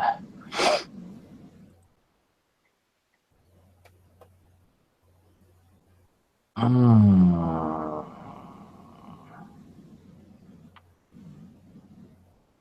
You been selling a lot, Dusty?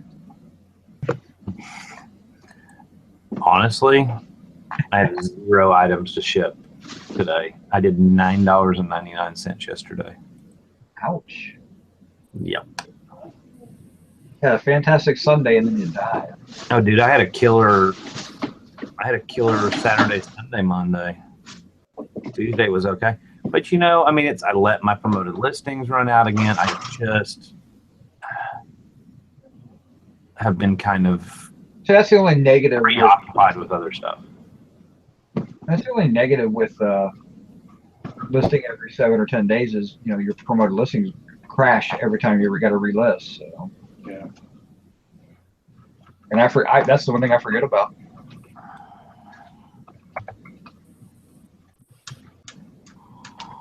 I had a sale that ended on the 30th. I let it run out. I mean, it's just nothing but my own fault. You got to sell it today. I had a rough day yesterday. I kind of just sat and watched YouTube videos.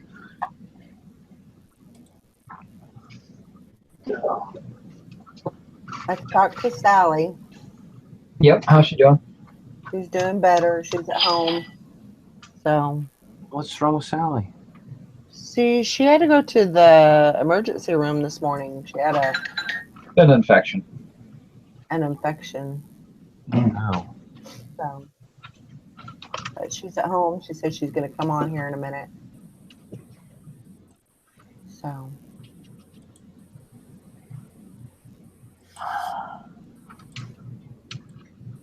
Huh.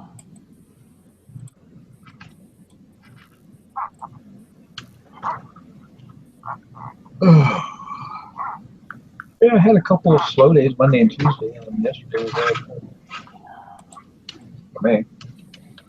Sold some older stuff, which was kind of nice.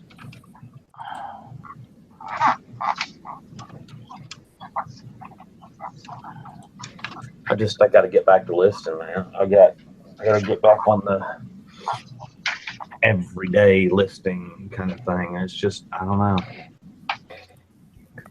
It's kind of like I was telling somebody last night. I kind of feel like I've taken the month off, but you know what? That's like he said. That's the beauty of being in the business that we're in. You know. is that you can. Right. Yeah, I mean, it's almost impossible to maintain a 30 or 40 item listing every single day. You know, to do that 7 days a week is brutal. Yeah. Right. You know, it's how you need to maintain your business. It's how you need to grow it and maintain it, and you know, you make a decent living at it. But that's tough because not only are you listing 30 or 40 items a day, you got to buy 30 or 40 items a day to list. Right. You know, that's where it gets brutal. Is you got to go out sourcing every single day to continue shopping for the business, between sourcing, packing, and shipping and all that. It turns it in. It's not an 8 hour a day. It's more like a 12-hour day, and every day. I mean, you don't get a break. You're never going to work for a harder boss than yourself. Yeah.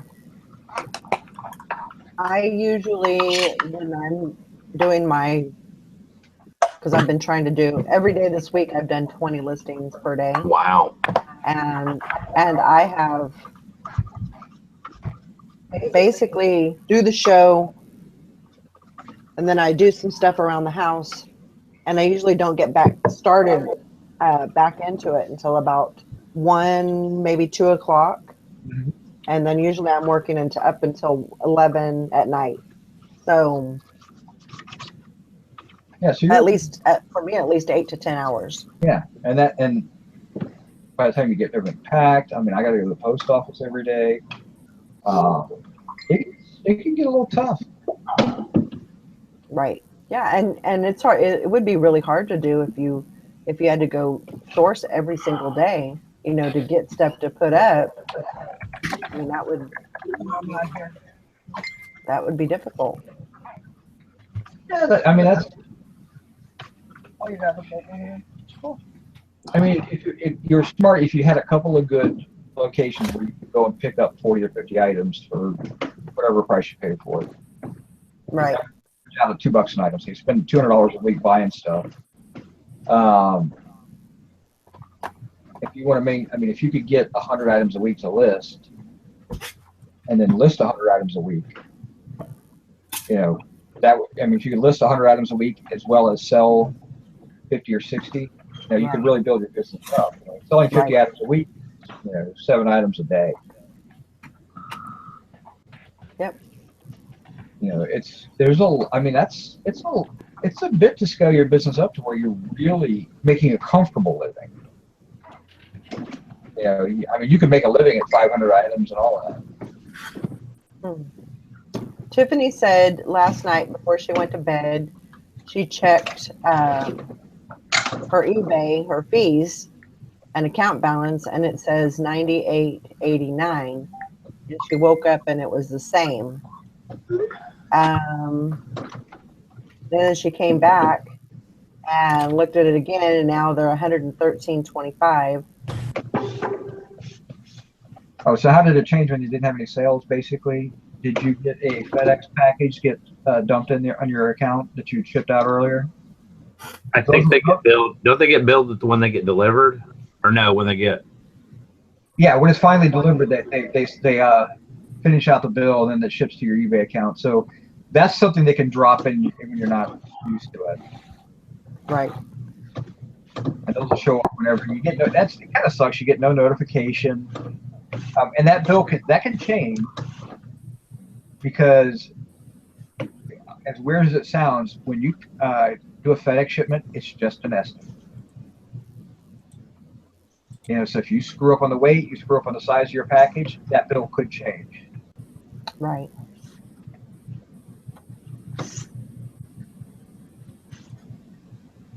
So you kind of have to look at stuff like that. But I mean, you can go in and figure out what it is.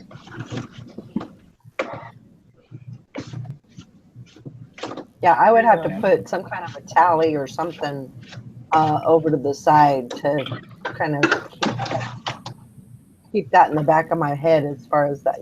I don't use that, but that would definitely be something I would have to watch. And I'm a stickler about my paying my fees and I pay my fee when I make a sale. I pay my fees. I don't do it once a week. I don't do it once a day. I do it every time I make a sale. That's the best way to do it, so you know exactly what you have. I do mine once a week. Exactly. That way I know there is no surprise. I know exactly what I got. And, you know, so that's just what I do. Sally, there you are. So why was it? That's How's it going? Hey, Sally. Feeling better? Not yet. Hopefully I will soon. Take those antibiotics. Yeah, I got antibiotics at the emergency, and then they sent me home with some. They gave you LSD and sent you home. They gave me morphine and Toradol. Nice. Boy, I should be laid out.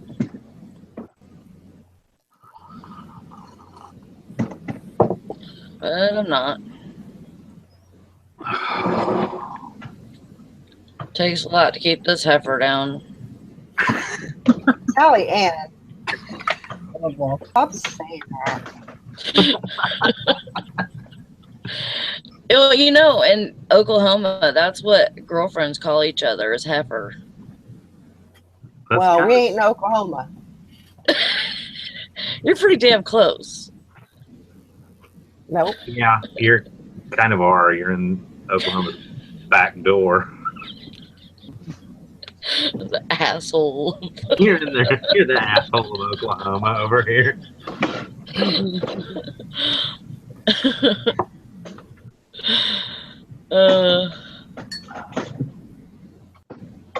Yeah, that's pretty funny. My doctor's name was Sean Ramsey. He cook for you too? So I had to. He shook my husband's hand outside the door, and I heard him introduce himself. And I said, he wasn't even in the room yet. And I said, "Did I just hear my doctor's name is Gordon Ramsay?"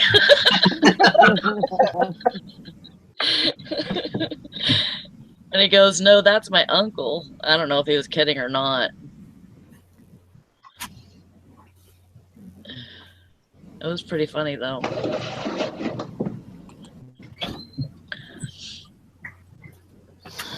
I said you have to kind of have a good sense of humor in times like these, because either you laugh or you cry. Yeah. Yep. I have an orthopedic surgeon. He's a trauma surgeon. He's going to fix my kneecap and I broke it. And his name is Jefferson Davis. Jefferson, what is it? Jefferson Davis. You know Jefferson Davis Hogg from the Hazard? No. I thought you were talking about the Confederate president. No. Yep. Talking about J.D. Hogg on the Like Jefferson Davis, the Confederate president. Jefferson Davis Hogg off of. Now I got a feeling he was named after somebody else. I would suspect. We had a doctor. His name was Dr. Eichhoff. I'm not kidding. It was E-I-C-H-O, so whatever, but it was pronounced Eichhoff, so it's like Dr. Eichhoff. I mean, it was like, he got ribbed about it all the time. I had a doctor named Dr. Khan. And my sister-in-law has a doctor named Dr. Butcher. Oh, God, that's a bad one. Oh my God. Yeah, that's But I wouldn't go to him. no. I bet you have no problem with no appointment. And my husband's doctor, his eye doctor, is named Dr. Fuchs, which is spelled Fuchs. So the first time I just eeny meeny miny moe, found a eye doctor for my husband in the Yellow Pages. And I picked that one and I called and I was like, I'm just gonna spell this name. I said I don't want to say it. She goes, let me guess, Dr. Fuchs. Because I get that all the time. Nobody ever wants to try to pronounce it.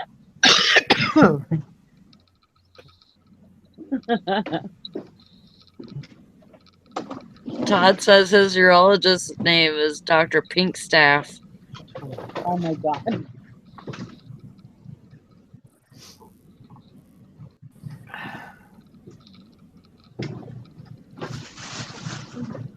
Grandma Magic Classic says she has a doctor named Dr. Coochie.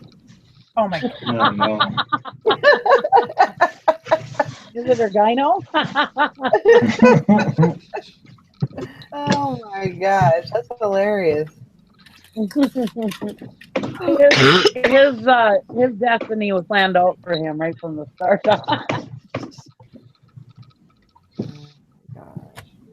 That's crazy.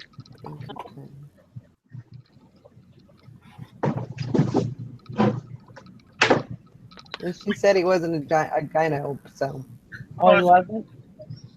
We've got a cop in our town, and this guy, I graduated high school with him. He went right out of high school, went right to tech college, did his law enforcement, whatever they get, their law enforcement degree or whatever, and went right to being a cop in our hometown. He never left Eagle River, but his name's Tony Justice.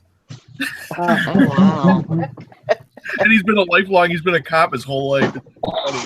That's the guy who should have gone to law school, became a judge. Yeah. Right. No, cop's a good career for him. He's a typical cop kind of guy. Yeah, he's a good guy though. Like justice. Yep.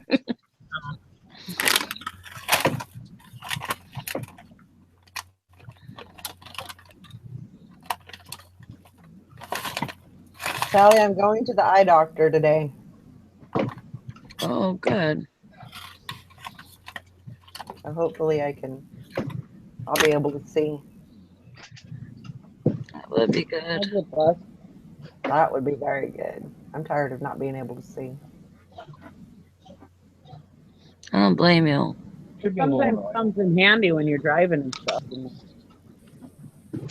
It's really not so much far away. It's more like close up. Yep. That's where I had the biggest problem is the close up. But I'm struggling a lot. I'm straining my eyes a lot. So. Yeah, and they'll just get worse and worse if you don't get glasses anyways. Yeah. If you want a good laugh before you go, look. Ruh-roh. And his joke about going to the eye doctor is Look up what, Jim? hilarious. Look up what? You will enjoy it. Yeah. Did that just glitch out for He's everybody like, else? He's like, Yeah. you know when you're sitting in that chair and they put those huge things in front of your eyes, you're like, are these my glasses? And then he's like, and then the doctor asks you, number 1 or number 2? He's like, we're gonna be here a while. he's like, I don't want to get a D on that thing. I'm the worst when they shoot the air into my eye. Yeah. Oh yeah. I can't sit still. That gives me anxiety because I know what's going to happen. Yeah. It's going to feel weird. I just feel that makes me feel claustrophobic more than anything is next to my eyeball because it looks like it's going to go right in your eye. No. Wait till they do stuff like put little drills in your eye, then you'll really freak. I had that happen. Ugh. That's awful. Drilling in your eye for? I got a piece of metal when I was a teenager on my lens here. I got put in the hospital for 3 days. They had to wake me up every 15 minutes for these drops, but then to repair the scarring, they put you like in one of those eye exam things where you put your chin on, where you're still doped up. And then they have this little drill and they take it in there and then to fix that scarring. And it's really creepy because you can see like the tear like splashing while they're doing it. It's creepy. Oh Oh my God, they would have to put me totally out for that. Yeah. I still like when I go get to the eye doctor, I don't like it like getting the glaucoma drops or anything. I don't like anybody sticking nothing in my eye. I don't even like putting. I don't even wear contacts. Yeah.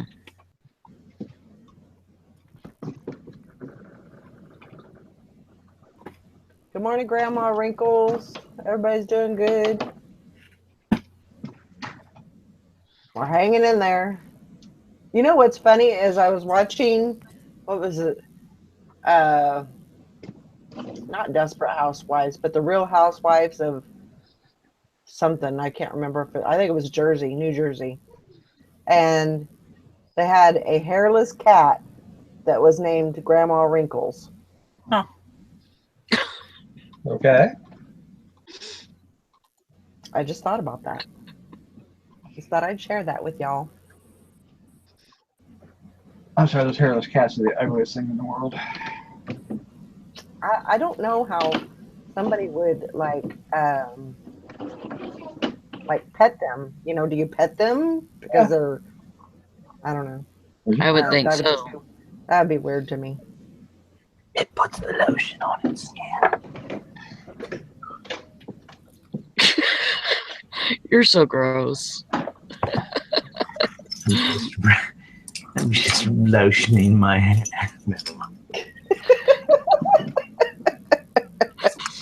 My hairless cat. Anyhow. Where are you getting ready to run off to? Huh? Where are you getting ready to run off to?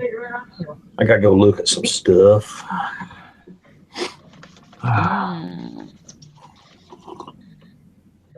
Some deals and deals and deals, and I haven't even taken a shower, and that's just gross to not take a shower. I'm kind of OCD on about showering. Then you look like a real junker when you don't take a shower. That's right. Well, I figure I'm gonna sweat and get all dirty, nasty, anyhow. So what's really the point? That's right. Yeah, you have a tendency to take a shower right before you go to the gym. Nope. I do, and then I take one when I come back too.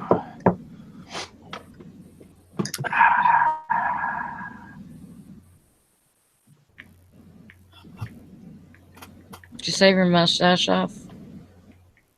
No, I just trimmed everything around in here. I can tell. It's getting furry. I watched Wolverine the other night, and I was like, you know what? That's what I look like. That's what I feel like. I'm sure you're not quite that bad. Including all the muscles, huh? Yeah. Oh, yeah. All right. I'm forgetting. Car key. I don't need that key. I think I'm going to take the pickup truck. I'm gonna take mine. Guys have some haters on here today or what? You got 2 thumbs down. One of those was Jim and the other was Eric. Yep. Assholes. That's all right. I've gotten so many thumbs downs on my video recently, I figured I'd pass them around. Would. Some for you, some for you.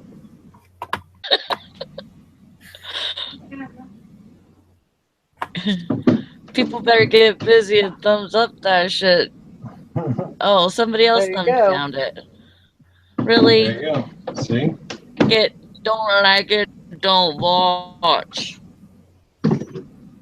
No, you got 3.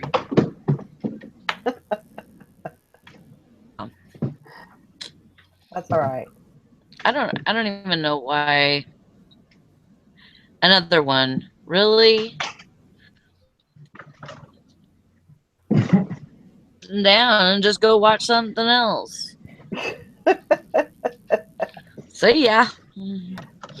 It's like those people when they decide to leave a Facebook group, they got to tell you everything that's wrong with it. Yeah. This group is terrible. Then get the fuck out. What do you want me to do about it? Just go. Like, Don't tell me why. like I don't care why. I don't even know why. I don't think they should have that. I think, if like say that they like the show or whatever, they can do so in the comments and then leave it at that, So Then basically, why they everybody don't should like it? everybody should be an eBay seller where you can only leave positive feedback. Yeah. There you go. That sounds good. Just need a GoFundMe campaign to make it complete. Oh goodness. Oh boy. Here we go.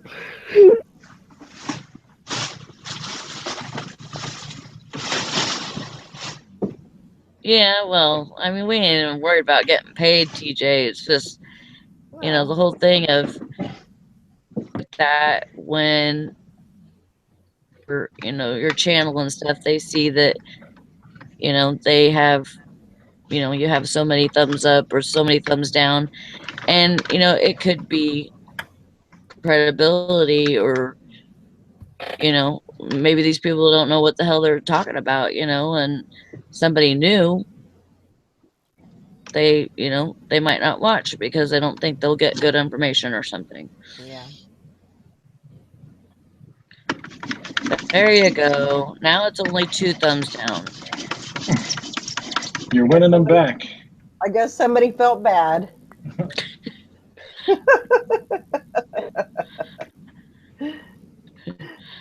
Jack says, hell no. I say, go fund your own damn self.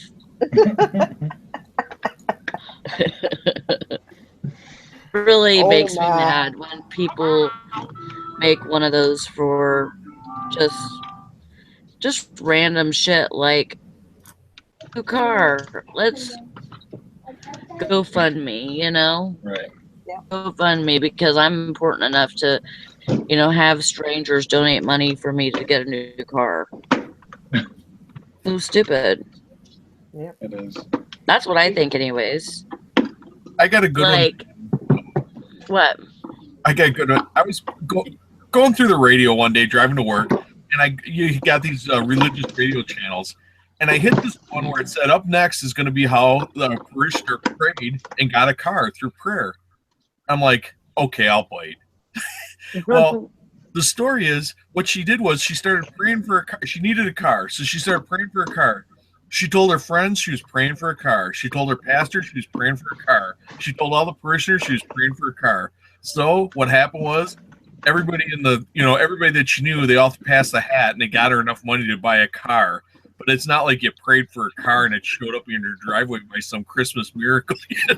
I guess if you go around telling everybody you need something, it's kind of like GoFundMe, Anyway, that's how she got the car. It just reminded me of that when you're saying, about somebody needing a car. Well, I mean, even that, that's people that know her and, wanted to help her because maybe she's just a good enough person, Maybe she's a very good person and helps other people when she can or whatever. But you're asking strangers for your money, and it's like, That's a hard thing to do. A lot of the TV pastors, they preach that the more you pay, the more will come back to you. Yeah. So that's why they're buying airplane. One pastor, he's pretty big. His name is Nelson Dollar, I think, which is ironic, yeah. But he preached that God wanted him to have a plane, so everybody needs to buy him a plane. So people send him money.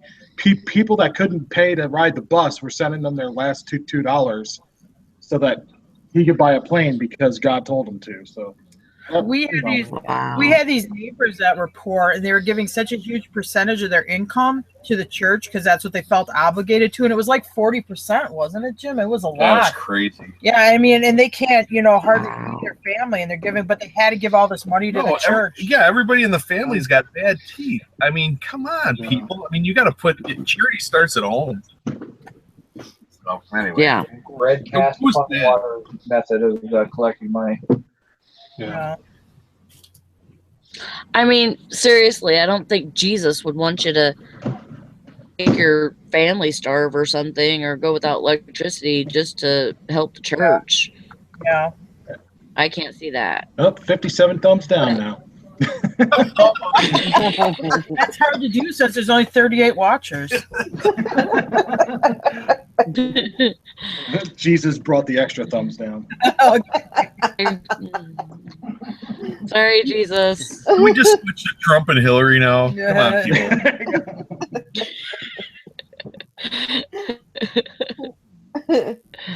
Oh God. My. Yeah. I mean, really, me and Valerie know our dad. They give, mostly my dad, but he gave a lot of money to the church and a lot of money to, what's his name? Jim Baker. The guy with the prostitute. I was Yeah, gonna say Baker. Okay, yeah. Which one with Damn the Which one with the prostitute? Tammy Faye Baker. Yeah, So she could buy her some new makeup. yeah. And She new could help clothes. her buy her clothes, all that wardrobe she had and everything. And you kids are probably doing without, you know. I don't know. Yeah. There's a country singer, and she put out a video. It's on YouTube. It's called "You Can't Pray the Gay Away," and she's dressed up. I mean, she looks just like Tammy Faye Baker. It is a stitch. It's a hilarious music video. Wow. So it's got anyway. It's on YouTube. I can't remember the singer's name, but I tell you the weird thing about the singer. I didn't know she existed. She's a little girl who's playing the Jumanji game in the Jumanji movie in the 50s. Oh yeah. And she grows up to be Meredith Baxter Burney. Meredith Baxter Burney is her as an adult. I think that was the woman in. I don't know. Anyway, the woman who's an adult, who's Robin Williams' love interest, her as a little girl, that is this country singer. Oh, that's Bonnie Hunt, by the way, who was the adult version of her, Bonnie Hunt, comedian. Oh, is that okay? She's a Chicago comedian. Anyway, so that's it's a funny video. It's a good. As soon as you see it, you know she's trying to pull off Tammy Faye Baker. It's funny.